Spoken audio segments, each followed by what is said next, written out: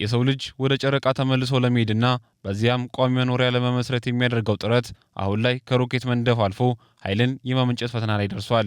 ሩሲያ በቅርቡ ይፋ ያደረገችው በጨረቃ ላይ የኒውክሌር ኃይል ጣቢያ የመገንባት እቅድ ይህንን ፈተና ለመቅረፍ የተወጠነ ስትራቴጂካዊ እርምጃ ነው።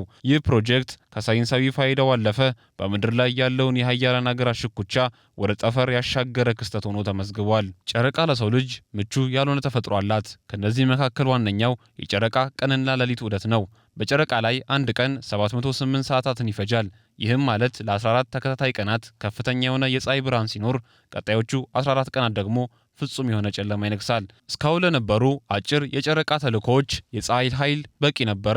ሆኖም ቋሚ ሳይንስ ላቦራቶሪዎች ለመገንባትና የሰው ልጅ በዚያ እንዲኖር ለማድረግ የፀሐይ ኃይል አስተማማኝ አይደለም። በረጅሙ የጨረቃ ሌሊት ወቅት የሙቀት መጠኑ እስከ 173 ዲግሪ ሴልሺየስ ይወርዳል። በዚህ ቅዝቃዜ ወቅት የኤሌክትሮኒክስ መሳሪያዎች እንዳይቀዘቅዙና እንዳይበላሹ የማያቋርጥ ሙቀትና ኃይል ያስፈልጋቸዋል። ኒውክሌር ሪያክተሮች ከፀሐይ ብርሃን ነፃ በመሆናቸው በማንኛውም ሰዓትና የአየር ሁኔታ ውስጥ ቋሚና ከፍተኛ ኃይል የማመንጨት አቅም አላቸው። ይህ የኒውክሌር ፕሮጀክት ሩሲያ ከቻይና ጋር በመተባበር ለምትገነባው ዓለም አቀፍ የጨረቃ ምርምር ጣቢያ የጀርባ አጥንት ነው።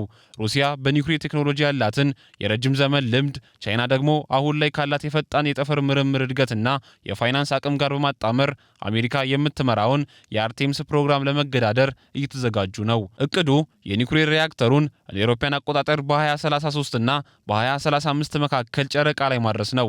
የሚገርመው ደግሞ ይህ ጣቢያ የሚገነባው ሙሉ በሙሉ በሮቦቶች አማካኝነት መሆኑ ነው። ይህም የሰው ልጅ ለጨረቃ ጨረር ሳይጋለጥ መሰረተ ልማቱን ቀድሞ ለመዘርጋት ያስችላል። ዩናይትድ ስቴትስ በጠፈር ላይ የኒውክሌር ኃይልን በመጠቀም ረገድ ረጅም ታሪክ አላት። ገና እንደ አውሮፓውያን አቆጣጠር በ1961 ትራንዚት ፎሬ በተሰኘችው ሳተላይት ላይ የመጀመሪያውን የኒውክሌር ኃይል ማመንጫ ተጠቅማለች።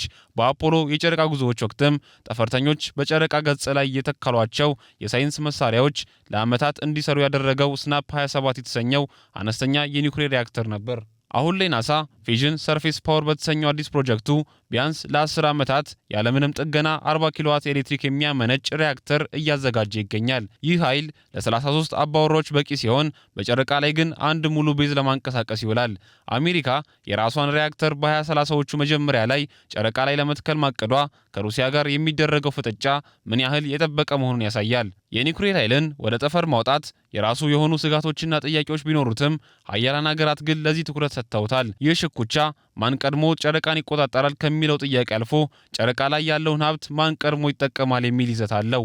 ጨረቃ ለኒውክሌር ውህደት አስፈላጊ የሆነውን ሂሊየም 3 የተሰኘ ውድ ማዕድን በከፍተኛ ሁኔታ እንደምትይዝ ይታመናል። ይህንን ማዕድን ለማውጣትና ወደ ምድር ለማምጣት ደግሞ በጨረቃ ላይ የሚቆም ግዙፍ የኃይል ምንጭ ያስፈልጋል። በመሆኑም ሩሲያ አሁን የምትተክለው የኒውክሌር ጣቢያ ወደፊት ለሚደረገው የማዕድን ቁፋሮ መነሻ ተደርጎ ይወሰዳል። ሩሲያም ሆነች አሜሪካ ጨረቃን የመጨረሻ ግባቸው አላደረጓትም።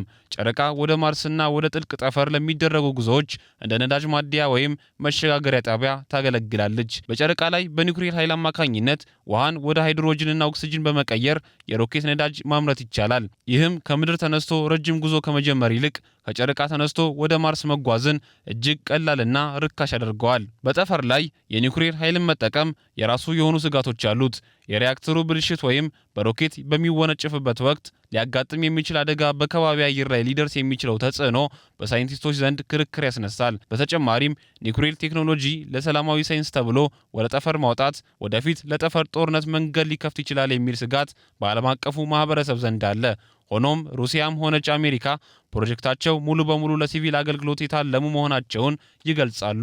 የሩሲያ በጨረቃ ላይ የኒውክሌር ኃይል ጣቢያ የመገንባት እቅድ የሰው ልጅ ከምድር ውጪ በቋሚነት ለመኖር የሚያደርገው ጥረት አንድ አካል ነው። አሜሪካ በበኩሏ የቆየ ተሞክሯን ይዛ በፉክክር ውስጥ መገኘቷ የጠፈር ሽኩቻውን ወደ አዲስ የቴክኖሎጂ ምዕራፍ ያሸጋገረው ነው። የኃይል አቅርቦትን መቆጣጠር በጠፈር ላይ የበላይነትን ለመያዝ ወሳኝ መሆኑ አረጋግጧል። በቀጣዮቹ 10 ዓመታት ውስጥ በጨረቃ ላይ የሚተከለው ይህ ሪያክተር የሰው ልጅ ወደ ሌሎች ፕላኔቶች ለሚያደርገው ጉዞ የመሰረት ድንጋይ ሊሆን ይችላል ተብሏል።